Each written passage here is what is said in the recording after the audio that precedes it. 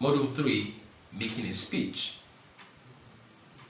I will share with you 7 ways to learn how to make a speech.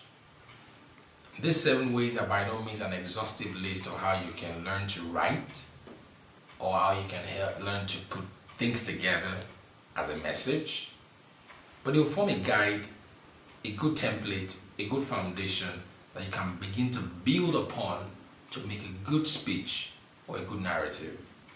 Number 1, extend words by rhythm. A rhythm has been described as a strong, regular, repeated pattern of movement of sound, and this can be a physical pattern as in a dance or even a speech. For the purpose of a speech, a rhythm is measured by the flow of words and phrases in verse or prose as determined by the relation of long and short or stressed or unstressed syllables. When writing a speech, you may wish to build a sentence using this pattern. Let me share an example with you. Listen. The vision of our organization is to ensure our people have the passion to deliver our mission and consolidate our corporate position in this nation. Now, if you listen carefully, you'll have heard the rhythm, shun. I'll take that again. The vision of our organization is to ensure our people have the passion to deliver our mission and consolidate our corporate position in this nation. Now, when this kind is built into your speech consciously, you are most likely going to see a creative speech emerge. Number 2, rewrite speeches using your own words. You see, many a times we overcome the paucity of words when we are able to rewrite people's statements in our own words. And this is not an attempt to encourage plagiarism, far from it. Rather, it is a way to stimulate creative thinking during the writing process. Today's language absolutely differs from the language usage in the days of Shakespeare.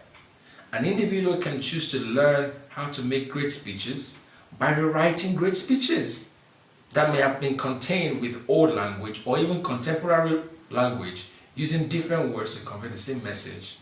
For example, let's explore the famed Gettysburg Address of President Lincoln. He started with this sentence: 77 years ago, our fathers brought forth on this continent a new nation conceived in liberty and dedicated to the proposition that all men are created equal. Now, I've tried to rewrite that speech using my own words in a different way, and I've said, 87 years ago, early nationalists conceived an idea of a nation that will be dedicated to the equality of all men. Today, that conception in liberty is the bedrock of the American continent.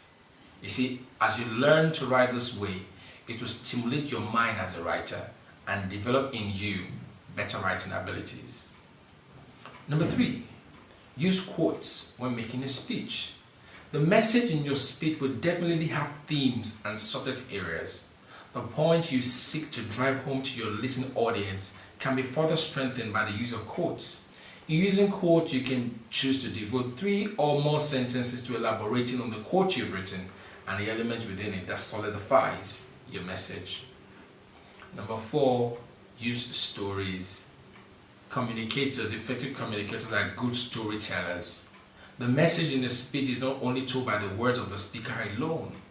There are occasions that can help impress the message of the speaker. One of such is the story of others. Using the story you read or heard can help give value to your speech. It can be used as an illustrative tool to emphasize a particular message in the speech.